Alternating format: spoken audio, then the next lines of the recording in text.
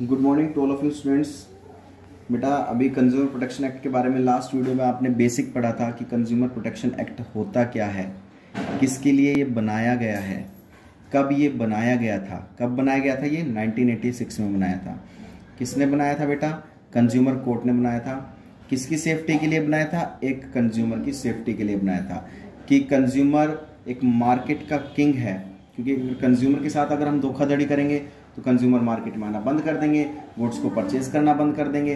तो इससे क्या होगा, मार्केट का जो एरिया है ना वो बिल्कुल कम होता चला जाएगा। मार्केट में कंज्यूमर्स खत्म होते चले जाएंगे। तो कंज्यूमर की सेफ्टी के लिए, सिक्योरिटी के लिए, अनफेयर ट्रेड प्रैक्टिस से बचने के लिए कंज्यूमर कोर्ट ने ये बनाया है।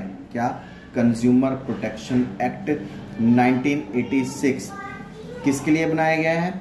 एक कंज्यूमर के लिए बनाया गया है। तो चलिए अब हम एक नया टॉपिक स्टार्ट करते हैं जो है importance of consumer protection. Importance of consumer protection. कह रहा है कंज्यूमर की प्रोटेक्शन, कंज्यूमर की सेफ्टी क्यों जरूरी है, कंज्यूमर की सेफ्टी एंड सिक्योरिटी क्यों जरूरी है। तो देखिए इंपॉर्टेंस ऑफ कंज्यूमर प्रोटेक्शन क्यों जरूरी है। देखो दोनों पॉइंट ऑफ व्यू से हम इसके बारे में समझेंगे। दोनों पॉइंट ऑफ व्यू से हम इसके बारे में समझेंगे। सबसे पहले from the consumer point of view, from the consumer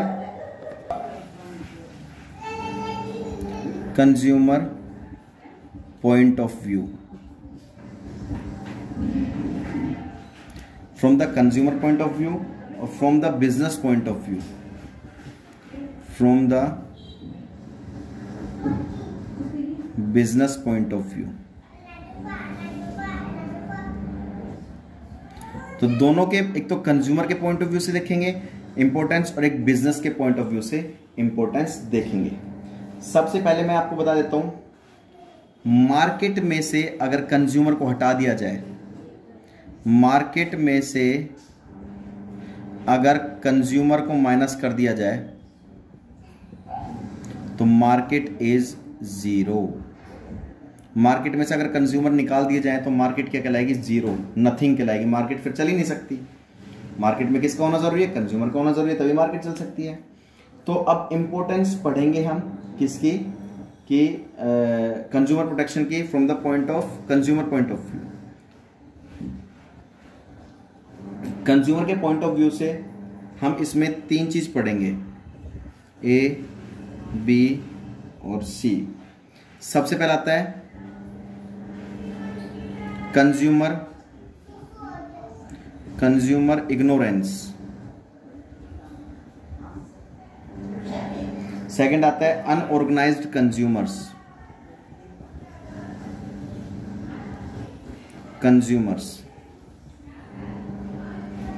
और एक थर्ड आता है वाइड स्प्रेड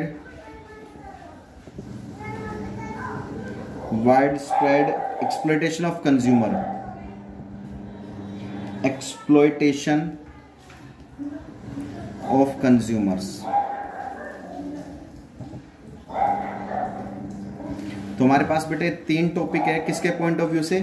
कंज्यूमर के पॉइंट ऑफ व्यू से हमें तीन चीज पढ़ेंगे, consumer ignorance, unorganised consumer and wide spread exploitation of consumer.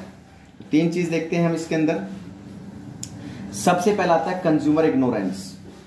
Generally क्या होता है कि the consumer are not aware of their rights. कई बार क्या होता है, कंज्यूमर को अपने अधिकार के बारे में पता नहीं होता। अवेयर मतलब कि अपनी सेफ्टी के राइट्स के बारे में पता नहीं होता कि भाई मेरे को भी कोई राइट्स हैं, अधिकार है, उसके बारे में उसको नॉलेज नहीं होती।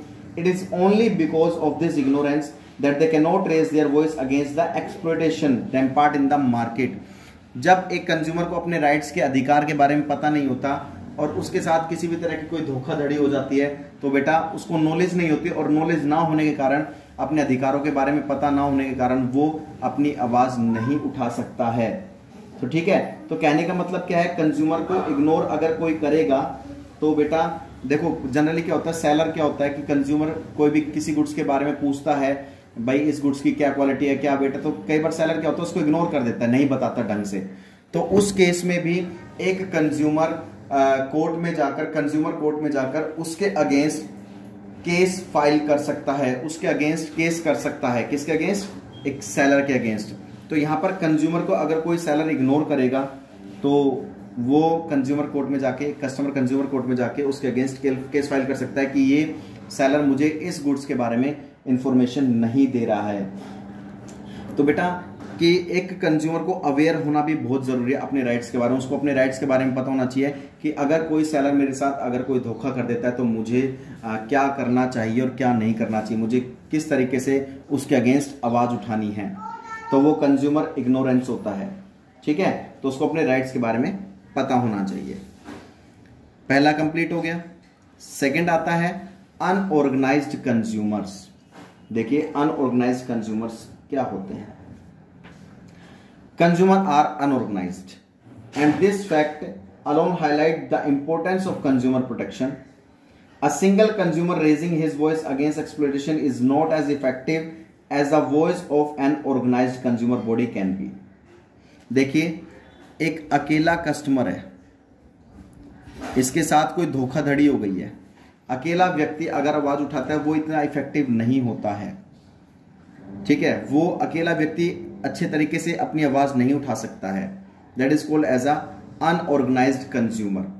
किसी सेलर के अगेंस्ट एक व्यक्ति अगर कोई आवाज उठाता है तो वो इतना इफेक्टिव नहीं माना जाता है। अगर इसी के साथ अगर और कंज्यूमर्स मिल जाएं, ठीक है, उस सेलर की कंप्लेंट करने के लिए, तो वो अपनी इजीली आवाज उठा सकते हैं सारे मिलकर। तो वो केस एक स्ट्रॉन्ग बन जाता है। स्ट्रॉन्ग बनने के कारण कंज्यूमर कोर्ट में वो केस कर सकता है और कंज्यूमर कोर्ट उसकी पूरी हेल्प करता है। तो अनऑर्गेनाइज कंज्यूमर वो कंज्यूमर होता है बेटा जो अकेला व्यक्ति अपनी आवाज नहीं उठा पाता है, अपने सेलर के अगेंस्ट केस नहीं कर पाता है, क्योंकि वो सिंगल व्यक्ति है। क्योंकि उसको पता है कि अगर मैं अकेला व्यक्ति अगर इस सेलर के अगेंस्ट केस फाइल करूंगा या इसकी कंप्लेंट करूंगा तो वो इतना इफेक्टिव नहीं होगा। अगर वो ग्रुप में मिलकर एक ग्रुप बनाते हैं, अपना ग्रुप ऑफ कंज्यूमर्स मिलकर, फिर वो सारे मिलकर अगर किसी कंज्यूमर कोर्ट में जाके अगर वो उसके अगेंस्ट केस फाइल करते हैं तब वो केस थोड़ा स्ट्रॉन्ग बनता है और कंज्यूमर कोर्ट उस सेलर के अगेंस्ट फाइल दर्ज कर लेता है, उसके अगेंस्ट एक्शन लेते हैं। तो कहने का मतलब समझ में आ गया होगा अनऑर्गेनाइज्ड कंज्यूमर्स कौन से होते हैं, वो होते हैं। नेक्स्ट आता है wide spread exploitation of consumer. आज के टाइम में एक बहुत बड़े लेवल पर एक्सप्लॉयटेशन मींस धोखाधड़ी, उसके साथ एक बड़े लेवल पर कंज्यूमर के साथ आज के टाइम में धोखाधड़ी होती है। And these days consumer are being exploited on a large scale. मतलब आज के टाइम में एक लंबे स्केल पर एक कंज्यूमर के साथ धोखाधड़ी की जा रही है। और वो धोखाधड़ी करता कौन है? या तो प्रोड्यूसर करेगा या फिर सेलर करेगा, ठीक है।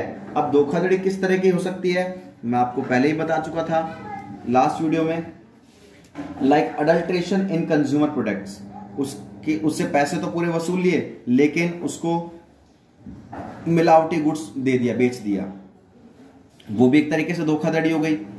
या फिर उसको घटिया पुअर क्वालिटी के गुड्स प्रोवाइड करा दिया, उससे पैसे तो पूरे वसूल लिए, अच्छी क्वालिटी के गुड्स के पैसे वसूले, लेकिन उसको घटिया क्वालिटी के गुड्स उसको प्रोवाइड करा दिया। या फिर कंपनी अगर झूठा एडवर्टीजमेंट देती है, झूठे एडवर्टीजमेंट मार्केट में मेंशन करती है, विज्ञापन देती है किसी प्रोडक्ट को लेकर, वो भी एक तरीके से एक्सप्लॉयटेशन होता है, उससे भी कंज्यूमर को बचाया जाएगा। या फिर शॉर्ट वेट या फिर कम वेट का प्रोडक्ट उसको प्रोवाइड कराते, कम वेट का प्रोडक्ट अगर कोई सेलर उसको बेचता है तो ये भी एक तरीके से उसके साथ एक बड़े स्केल पर एक्सप्लॉयटेशन होता है, एक बड़े स्केल पर उसके साथ धोखाधड़ी होती है। तो इस तरीके की धोखाधड़ी से बचने के लिए एक कंज्यूमर कोर्ट ने बेटा इसके अगेंस्ट केस करने के लिए कंज्यूमर प्रोटेक्शन एक्ट बनाया गया है कि जिससे एक कंज्यूमर अपने केस फाइल कर सकता है, किसके अगेंस्ट? एक सेलर के अगेंस्ट, ताकि वो इन फ्यूचर फिर दोबारा किसी कस्टमर के साथ कोई भी धोखाधड़ी ना करे। तो बेटा ये टॉपिक आपको अच्छे से कर लेना। पहले तो भाई सभी बच्चे इसका स्क्रीनशॉट ले लीजिए बेटा। फिर नेक्स्ट वीडियो में हम from the business point of view के बारे में पढ़ेंगे कि बिजनेस पॉइंट ऑफ व्यू के लिए कैसे जरूरी है कंज्यूमर प्रोटेक्शन। ये बात समझ में आ गई? तो इसको बेटा आपको अच्छे से पढ़ना है, अच्छे से समझना है, और कोई डाउट आता है तो बेटा आप हमसे डिस्कस कर सकते हैं। इसको पढ़िए, फिर नोटबुक में नोट डाउन कीजिए।